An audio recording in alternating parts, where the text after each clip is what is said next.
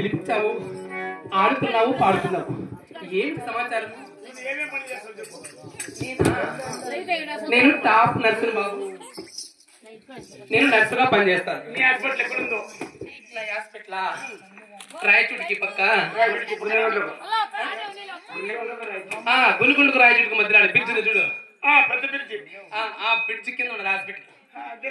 బైపాసులు వచ్చి lorry bridge కింద వచ్చే లారీ డ్రైవర్లు అంతా ఆడే అంతా మొత్తం అన్ని బయటపోయి పని. నువ్వు హైదరాబాద్ కూడా పోనవసరం లే, నువ్వు వాళ్ళంతా ట్రీట్మెంట్ చేసుకుంటాను చాలు. అవును, ఇంకా నా కింద మనుషులు ఉన్నారు కదా, అవులే ఇంకా ముగ్గురు ఉన్నారు నా కింద. నీ కింద ముగ్గురు, వాళ్ళు కూడా వదిలేసే పని. నువ్వు చేస్తా ఉంటారో వాళ్ళు చూస్తా ఉంటారు. అబ్బాయి హాస్పిటల్ నేను రోజు ఏ టైం తెలుస్తాను తెలుసా? సాయంత్రము 6 గంటలకి ఓపెన్ చేస్తాను అనుకో, తెల్లారి మళ్ళా 5 గంటలకు మూసేస్తాను. నైటే మొత్తం అంతా అంతే. పేషెంట్ వచ్చిన పేషెంట్ వచ్చింట్లో వచ్చింటే పోయినట్లో ఉంటారా? ఏమి నీ ఫీజు ఎంత? నా ఫీజా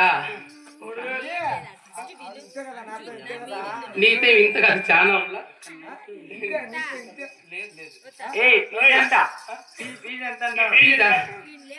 ముట్టుకుంటే 30,000,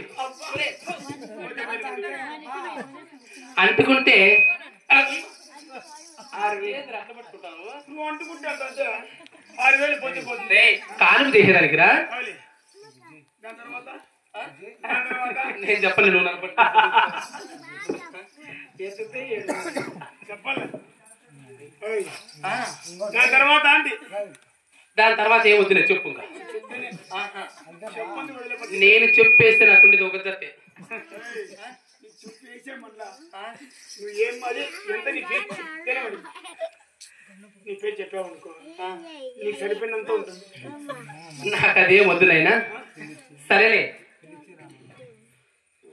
ఏమున్నదా? పోనీలే. చెప్పు.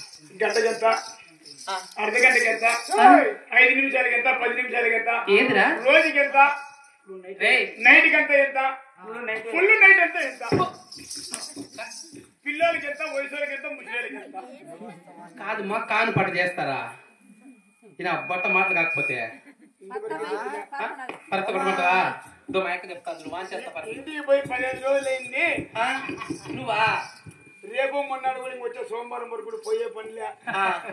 నువ్వు బట్ట అంటా అన్నావు అనుకో, రేపు బాలాజీ లేట్లోకి ఎత్తుకుపోవడము బైపాసే. అట్లయితే కనా అట్లా కాదనుకో, కోసి చేతిలో పెట్టేస్తారా బట్ట? దాక్కుంటానే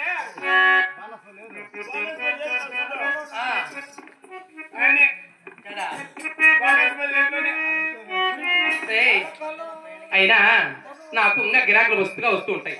అయినా పిలిపించిన కార్యం చెప్తే